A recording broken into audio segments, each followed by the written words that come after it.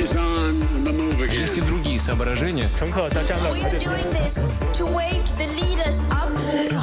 La revue de presse internationale sur Europe 1. Ce matin, nous irons en Chine et au Mexique. Notre première étape nous amène en Grèce. Nous rejoignons Clémentine Athanasiadis. Bonjour. Bonjour. À la une à Athènes ce matin. Les médias grecs reviennent sur la visite du ministre de l'Intérieur français en Grèce pour parler des questions liées à l'immigration. Castémérini, quotidien de centre droit, cite Gérald Darmanin qui a encensé le modèle grec de contrôle aux frontières après avoir visité le camp de l'île de Samos, camp fermé et contrôlé situé en face de la Turquie voisine. Le quotidien conservateur Eleftheros Typos se réjouit également du soutien apporté par le ministre français au ministre de l'immigration et de l'asile grec. Comme relaté par le journal, la Grèce est citée en exemple par Gérald Darmanin pour sa lutte contre l'immigration illégale aux portes de l'Europe. Toutes ces louanges sont toutefois nuancées par le quotidien de gauche Avis. Le journal rappelle que le pays est accusé de refouler vers la Turquie des demandeurs d'asile arrivés sur son territoire.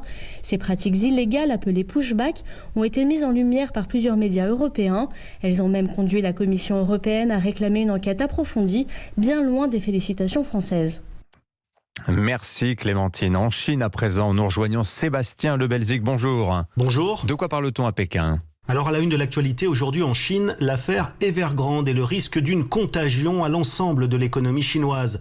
Le magazine économique Caixin dresse ainsi la liste des promoteurs immobiliers chinois les plus endettés. Parmi eux, 4 sont déjà en défaut de paiement. Après Evergrande, c'est le groupe Cynic qui a annoncé hier ne pas pouvoir rembourser ses dettes, nous raconte le journal. 250 millions de dollars qu'elle devait rembourser d'ici lundi prochain. Cynic avait déjà fait les gros titres de la presse le mois dernier quand l'action du groupe avait perdu 87% à la bourse de Hong Kong dans la foulée des déboires du géant de l'immobilier Evergrande, lui aussi criblé de dettes. L'affaire a fait perdre au patron de Cynic plus d'1 milliard de dollars, raconte le South China Morning Post. Le château de cartes est en train de s'effondrer, s'alarme un investisseur dans le journal de Hong Kong.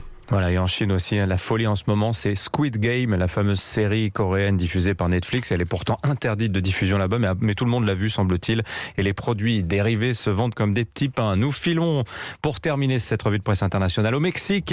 Bonjour Gwendolina Duval. Bonjour. C'est Passion Narcos chez vous ce matin. À la une, la fascination toujours bien présente des Mexicains pour les grands patrons du crime organisé. Ces derniers jours, des faux billets de 1000 pesos ont commencé à circuler dans le nord du pays avec le visage d'Ismael Zambada Garcia alias El Mayo. Encore un exemple de la narcoculture qui existe dans le pays et un acte de provocation de la part de ses soutiens, comme pour rappeler que l'homme vaut de l'or. En effet, le média Milenio rapporte que cette action fait suite à l'annonce de l'agence antidrogue américaine de tripler la récompense pour la capture du narcotrafiquant, la passant de 5 à 15 millions de dollars. Ismael Zambada Garcia est l'un des hommes les plus recherchés au Mexique. Il était l'un des chefs du cartel de Sinaloa aux côtés du fameux El Chapo, aujourd'hui en prison. D'ailleurs, le journal Proceso rappelle que la circulation de ces faux billets n'est pas insolite car lorsqu'El Chapo avait été capturé, des vrais pesos cette fois-ci avaient été marqués avec les initiales du criminel. Merci Gwendolina Duval. À suivre sur Europe 1 l'édito international. S'il y a bien un endroit dans le monde où l'on est attaché à la langue française, c'est le Québec. Dans la province canadienne, on lutte contre les anglicismes. C'est ça d'être en minorité culturelle. On ressent le besoin de se défendre. On n'a pas du tout cette image patrimoniale, pour ne pas dire ringarde, qui colle à l'image de la langue de Molière auprès des jeunes. Ce sera le thème de l'édito de Jean-Sébastien Soldaini dans un quart d'heure.